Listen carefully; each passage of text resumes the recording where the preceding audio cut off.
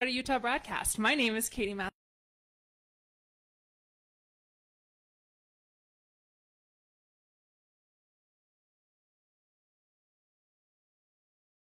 Are we still good, Kyle? It flashed green, which is a color I've never seen from our camera before. It just means the memory card's full, but we're still on Facebook Oh, Live. okay. So we're still live. It's a loose show over here. All right. We are talking today about medical marijuana, the controversial medical cannabis, the controversial topic of the season, of course. But first, as you all know, we have to start with a game called Is This Real Life? And I'm going to explain it to our viewers who have never watched before. The way that this works is I read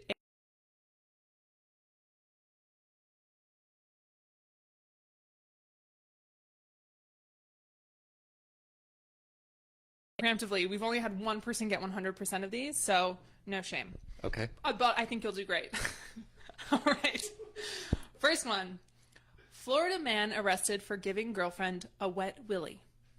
Is that real or fake? I have no idea. I would say real. Good job. It is real. Yes. I mean, it's that's in Florida. how they roll in Florida. I don't know. Maybe not.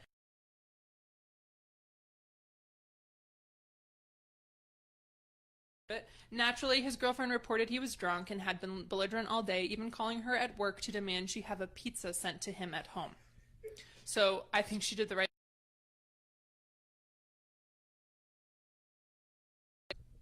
Next one. New York millennial finally leaves his parents' home, but first calls cops on his dad over Legos. Legos. Oh, no, I absolutely think that's real. Is it the millennial part that makes you think it's real? No, or it's is it the Legos? Lego part. Okay, Yeah. it's real. Yeah. Yeah, his parents. Serious emotions. Yeah. Yes, and I don't know why his dad would keep his Legos. I would want those out of my house. Those are rough if you step on them. But yeah, this guy has been sued by his parents to leave their house. Like, that's how they got him out of their house, out of their basement, was they sued him. He's 30. Okay. Next one. Rogue AI program from IBM is missing and believed to be on the open web. False. Oh, dang it. You're good. That was false. Yeah. What gave it away? The open web? Yeah, the open web.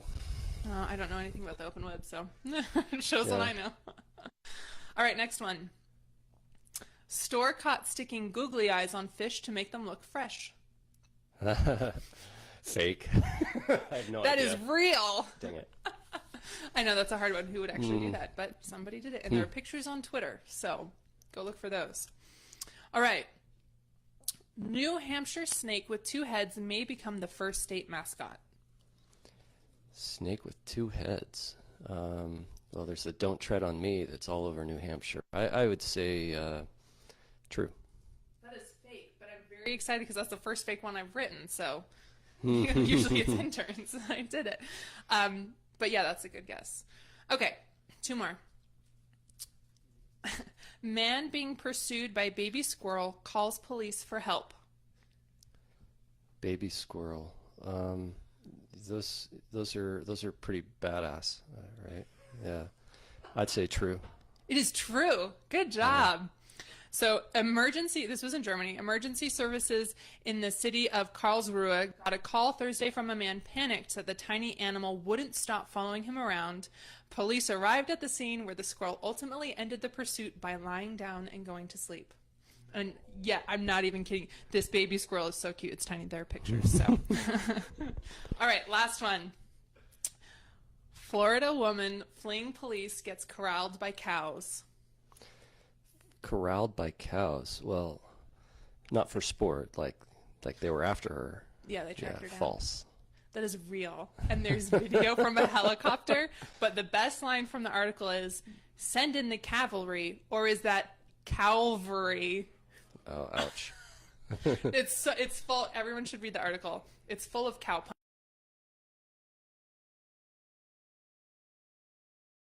Now down to business. So Dr. Jeffry Anderson from the University of Utah, you have a remarkable background and you do a lot of really important work. So can you do us a favor and just talk about what it is you do and how you got into this work? Sure. So I am a neuroradiologist at the University of Utah, which means that half of my day job is reading MRI scans and CT scans for patients that might have brain tumors or other problems. And then the rest of my time I spend doing research. And I direct the Brain Network Laboratory at the University of Utah that looks at trying to understand how the brain is put together. What is the wiring diagram of the brain, and then we look at a number of different conditions like autism, dementia, Down syndrome, epilepsy, and try to understand how the brain is different in those conditions and how we can start to work towards treatments. Okay, great. So how did you get into this work? The brain is incredibly complicated. I think my understanding, and I could be totally wrong, is that we know a lot, but relatively little about the brain. We're still studying a lot. Is that correct or incorrect? Well, I think we know a lot about the brain. I think that's true. We've learned so much in terms of we know what different parts of the brain does. We know a lot about how these areas work together, about how things can go awry in diseases, and there's a lot of details left to know, but we've come a long way. Great. And how did you get into this work? Why did you decide radiology, and why did you decide the brain? Well,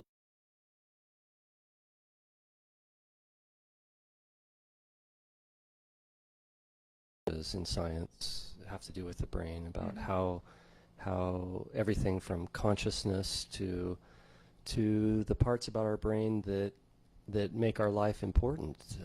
Everything from falling in love to having deep thoughts, and I wanted to understand how that worked. So I studied neurobiology in college and did a combined MD PhD program, and then worked towards looking at imaging the entire brain as a way of understanding how it's put together, and have been doing research in brain imaging since then. Wow. I have a kind of not related question, but you talked about the brain and particularly love. I read this article from the National Geographic years ago, maybe 10 plus years ago, and that basically, it was this long article after years of research that suggested that like the first 18 to 25 months of a romantic relationship is essentially like having like OCD, and it causes like really odd behavior in the brain. Is that something that you've ever looked at before? Well, early on in a romantic relationship, there's a lot of dopamine, and so yeah, the physiology resembles in a lot of ways addiction, in that there's a lot of the same reward circuits that are activated in the brain, and we don't talk about when you fall in love with somebody.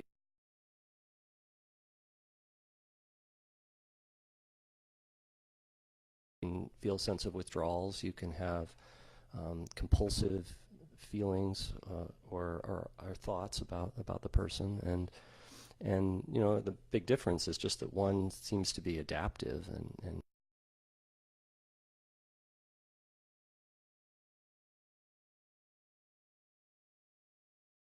fascinating to me, and I know nothing about it, so I have an expert here. I'll ask you questions while you're here.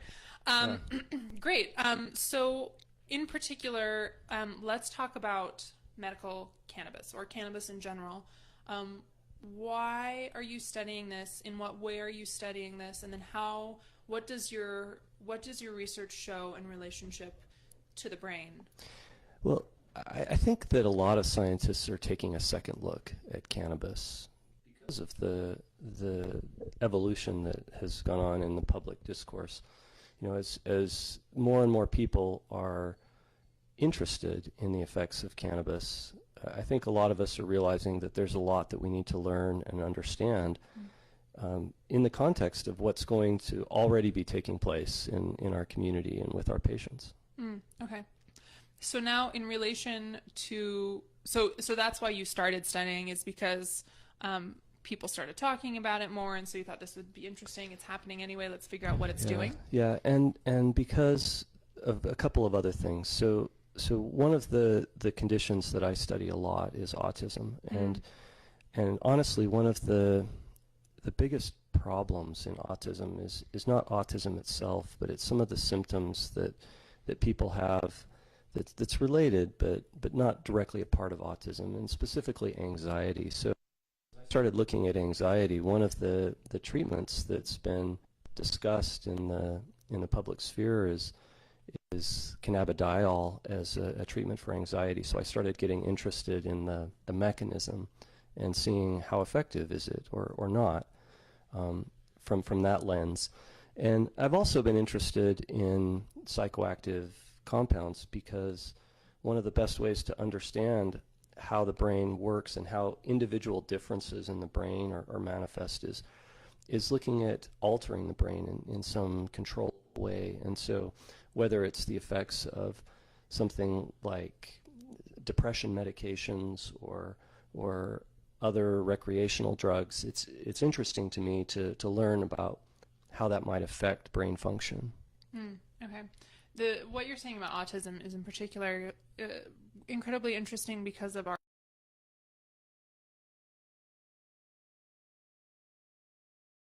expand. I mean, this is again peripheral.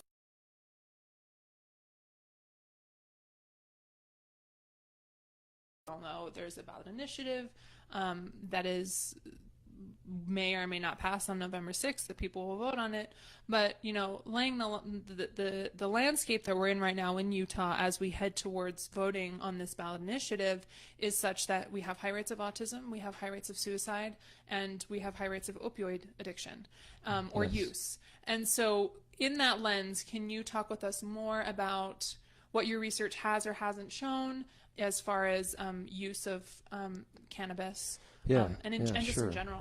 Well, I probably can't do that because we're really just getting off the ground as far as our research project and program related to medical cannabis. We're still doing regulatory steps just to get permission to do stuff.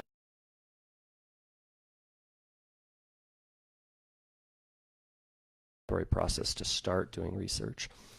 But is that federal or state permission that you have to get, or both? Both, but mostly federal. Okay. Yeah.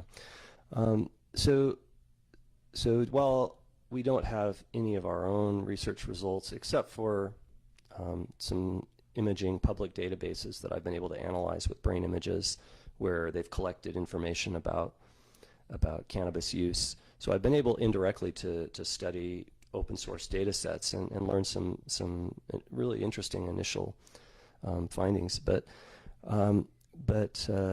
we're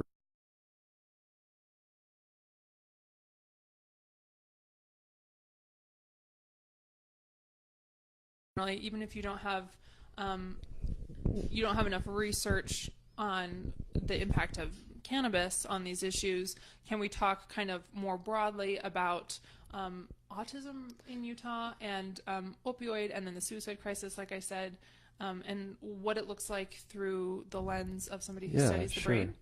Absolutely. So and there's a lot of fantastic research that's going on with respect to cannabis. I was just about a month ago I was in the Netherlands for the International Cannabinoid Research Society meeting where there's just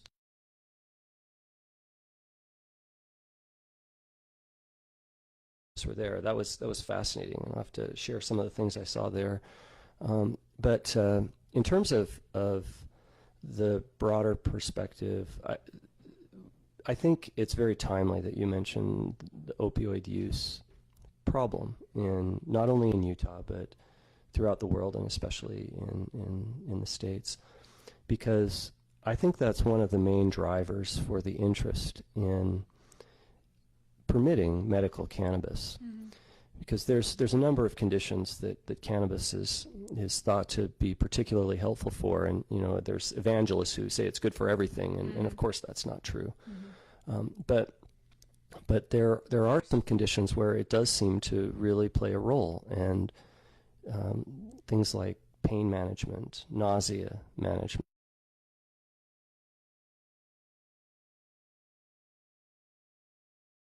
Those are some of the ones.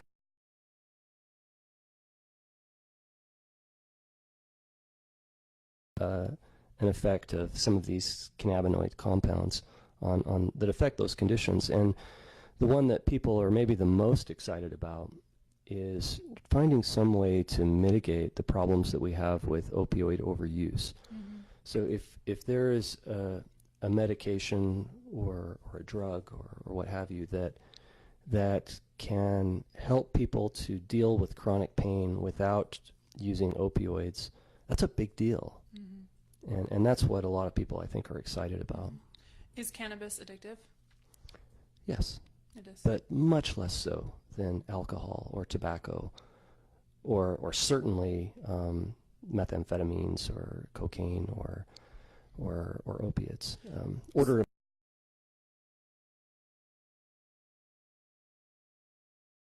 Hypotheticals.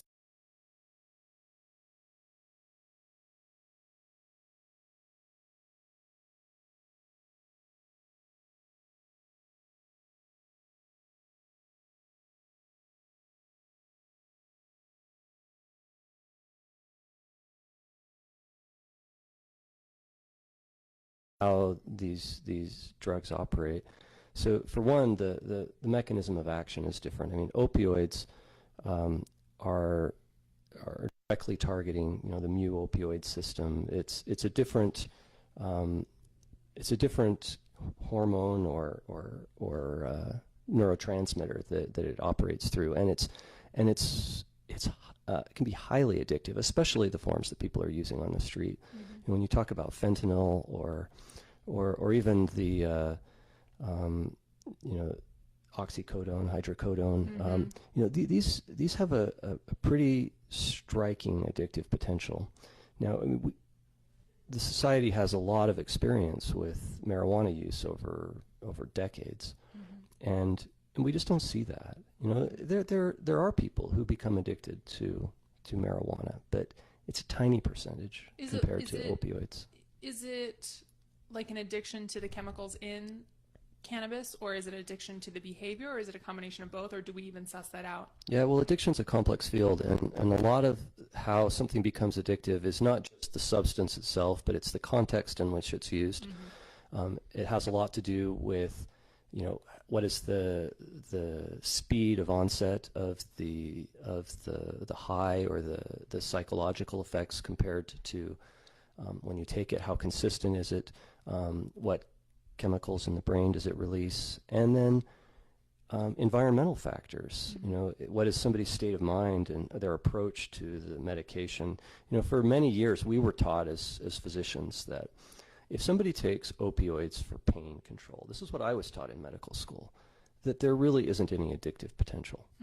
And that was just part of the standard doctrine about opioids, is that if you give it to somebody for pain, it's not going to cause them to become addicted, because when it's used for pain, it's not used as a reward inducer, and we know that that's totally false now, that they can become addictive regardless of the context in which they're used. Okay.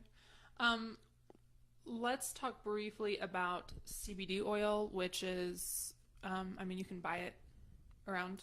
Let's talk about that. I've heard people say, well, just use CBD oil, rub it on you, and it will help your pain. Like, why is legalizing medical cannabis within the structure that the proposition has put before us on the November ballot? Why is that different from just using CBD oil, which you can get anywhere? Okay, well, I might challenge that, because I don't know that you can get CBD oil anywhere.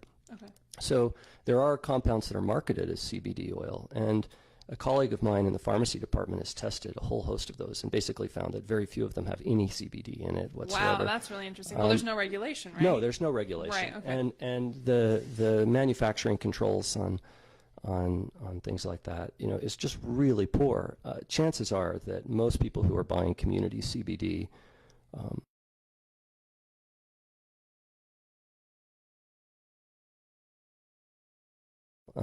CBD oil, even in the state of Utah, there's been, in terms of federal regulation, a letter that was sent out by the DEA some time ago saying, hey, look, this is actually not legal. They haven't been a lot of enforcement, but it's pretty clear that there is no permission to market CBD oil on the federal level. And cannabidiol, which is what CBD stands for, is a controlled substance, a level 1 controlled substance, which is the same as heroin. it's crazy that a substance that has essentially no psychoactive effects that are discernible to a user, and no addictive potential whatsoever for cannabidiol, is a Schedule I substance. I mean, clearly this is an anomaly in our legal system that makes no sense to anyone. Okay. Let's talk about the pros and cons of medical cannabis. Okay. And let's be, not that I think that you wouldn't be honest, but it's important for people to leave here with the facts. So I'm not one that Absolutely. subscribes to the belief that medical cannabis has no, but it's all in the framework of the alternative is opioids, and opioids are what we are using, or using nothing, right? We're self-medicating with alcohol or other drugs. So pros of medical marijuana, let's just take through it. So it's helpful for multiple sclerosis, pain relief, epileptic seizure, anxiety. What else? Nausea. PTSD. PTSD.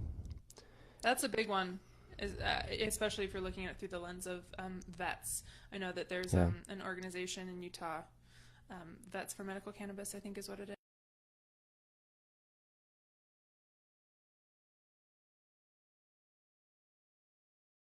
For treatment. I mean, there's a lot of excitement about, a number of other compounds, but it's certainly in the.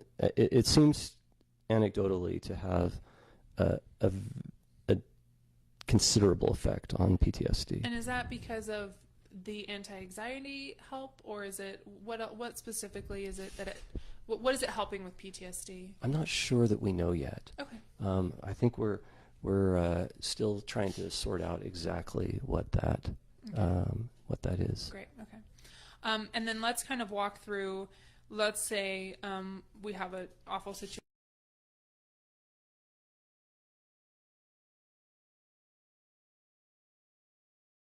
If they are going through typical rounds of chemo or radiation or any combination of the both, they likely have some form of nausea. What does medical cannabis do for that child? Well, there's actually an FDA-approved version of THC, which is the psychoactive ingredient in cannabis called Marinol, that has been approved for nausea, particularly in cases of cancer chemotherapy, which is where it's most commonly used, and it's very effective. I mean, it's been approved for years, and it's a useful drug for that purpose. So there is some people who are opposed to this proposition. One of the things that they talk about is kids. Utah's a very family-friendly state. I have 2 small children. Sure. There's worries about gummies, all that kind of stuff. I mean, I think some of those are scare tactics, but in terms of that child with cancer, that hypothetical child that we were talking about having cancer, using medical cannabis to help the symptoms of the chemotherapy, are we worried? Are you worried as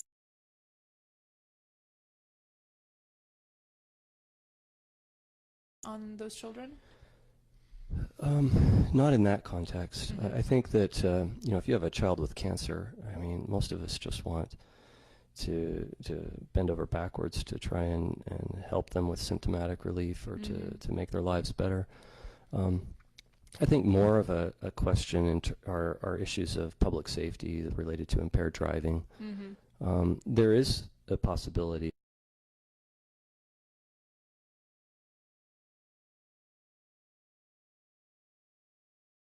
there are people who aren't using it for medical purposes, and that's what people think, is that it's going to be related to increased use across the board.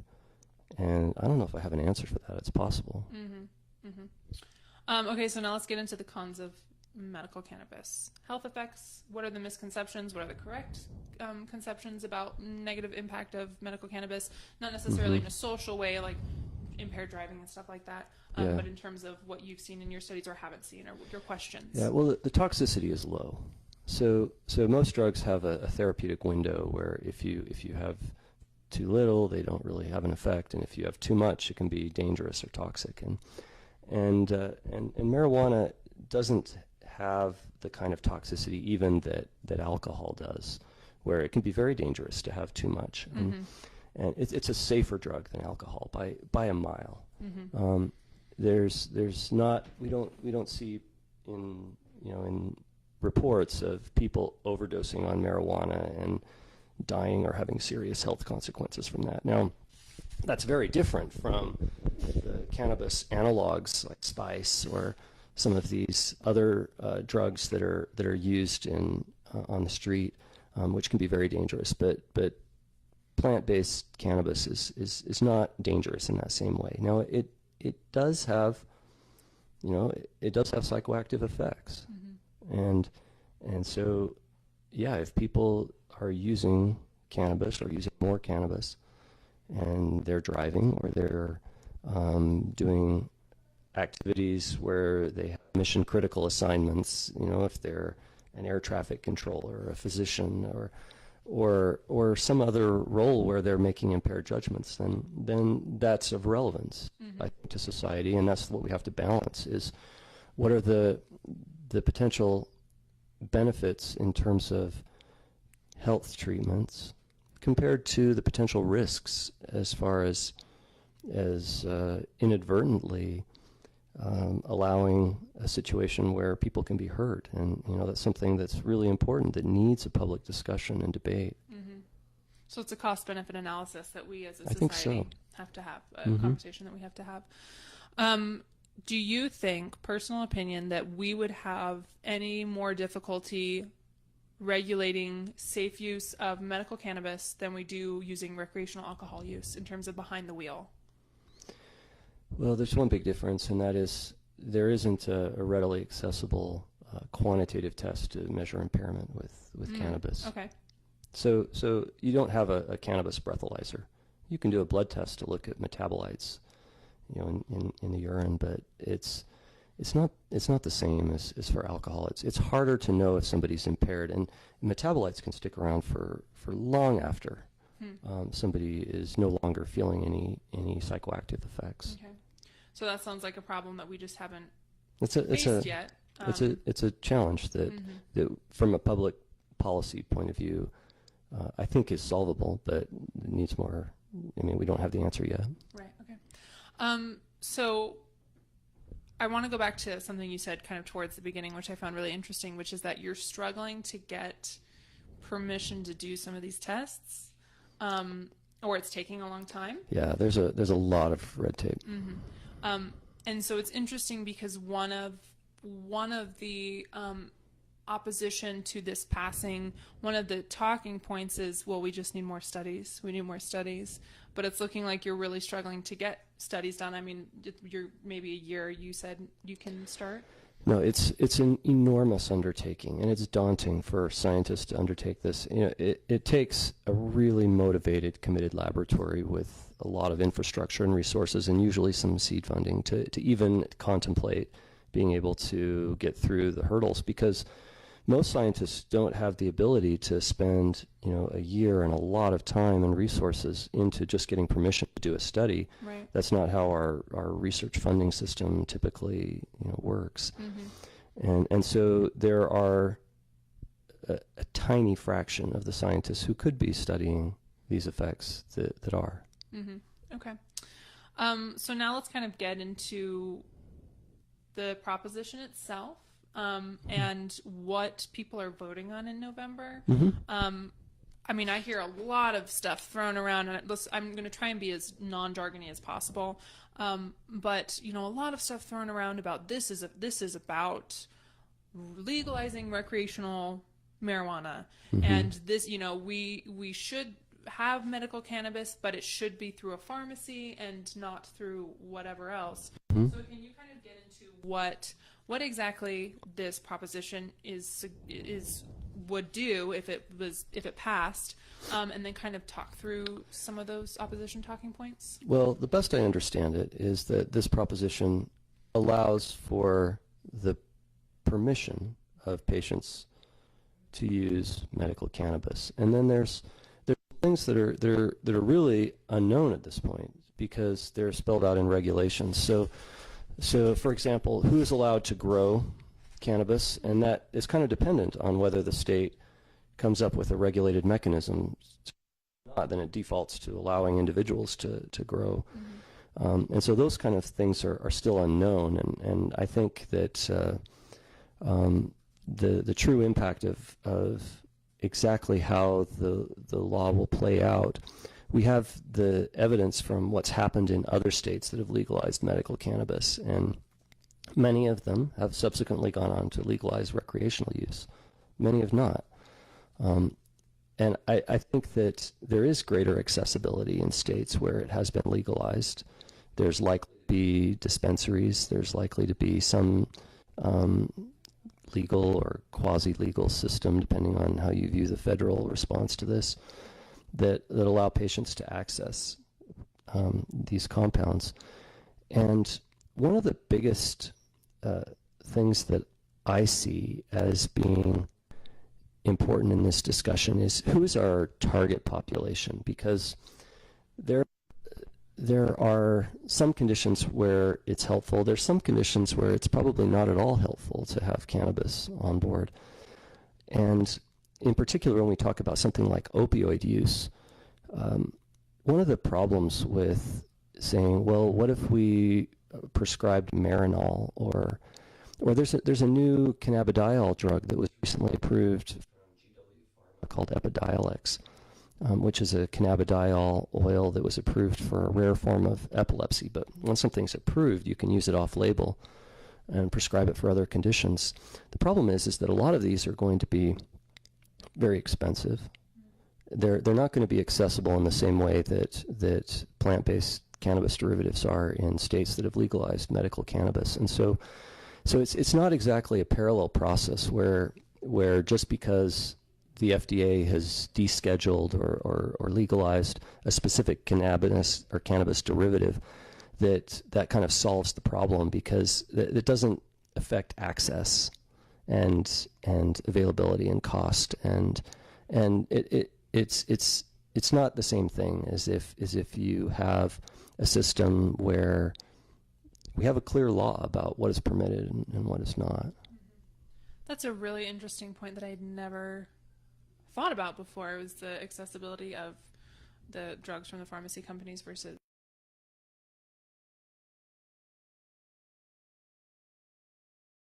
side of that. So if I were to order Epidiolex from GW Pharma, it's done with what's called good clinical manufacturing practices, and this is a rigorous manufacturing process where you know what you're getting.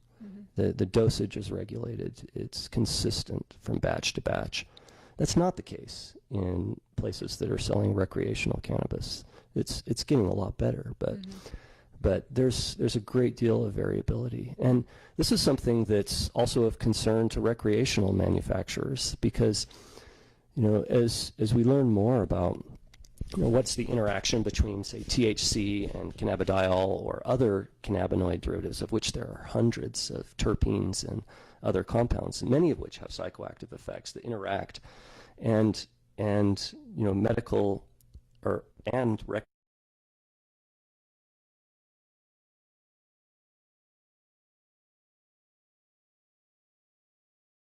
the THC, and that all of a sudden we're liable for class action lawsuits. That's very much on their mind.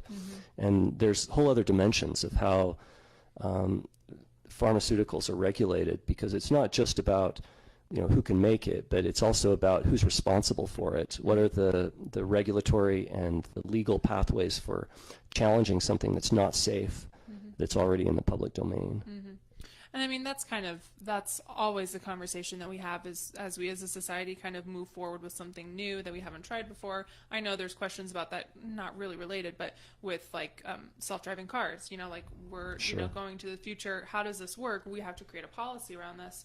And I mean, that makes sense. And that's obviously an important aspect of this that I think kind of happens in the doing as things just happen. So what would happen if Prop 2 were to pass? Would it affect your research at all? I don't think so. About the same, because of the federal unless regulations. there was really, as an NIH-funded researcher, they're very. I have to follow federal rules. National Institute of Health. Yeah, right, exactly. And so I don't think it's any easier for somebody in California or Colorado or Nevada to do research on cannabis than it is for me if they're going to do it in a rigorous way where this is a laboratory that plays by all those rules. So would there be more, not that this is helpful from a scientific view, but more anecdotal evidence for you to go off of, or does that not even matter? Like people coming in and I know that's kind of an odd question. I think that your patient population will be different. There's more people who are using in some medically prescribed way, then that's a different study population than people who may be naive to the effects of these compounds. But it's sure. So it's a skewed sample. Yeah. Right. Okay, I get that. And then, do you have any feel for the number of people who were Prop 2 to pass tomorrow, the following day, assuming it could be implemented immediately, would be able to go on, start taking medical cannabis to impact positively their health issues? I don't. I don't really know what the impact would be, at least initially. I think that there is a sizable population. These are prevalent conditions: chronic pain, anxiety, PTSD. These are not rare conditions. So I think that's certainly a possibility. Right. Okay, well, we have to end. Thank you for being with us. Thank you all for joining us. Now, Jeff is a panelist on our medical marijuana panel that's coming up on September 27th. That's at 7 p.m. in Logan. So you will be there with a couple of other experts, and you're going to be talking about these very things in an incredibly interesting and informative conversation. The event is free, and it's, I think, going to be very informative in this kind of, as we head into the September, October, first week of November, where, like I said, facts are all over the place and there's questions about the messaging that we're hearing. I mean, there's already been issues with the radio ad that's been removed from the airwaves because there's questions about whether or not it's being factual. And so I think it's incredibly important for as many people as possible to come and hear from people who have studied this, who know what's going on, the experts in the field, both on the policy end and on the health end, the medicine end. So with that, we will leave you. Any last comments? No, I appreciate you trying to get information into the community, because we need that. We need to have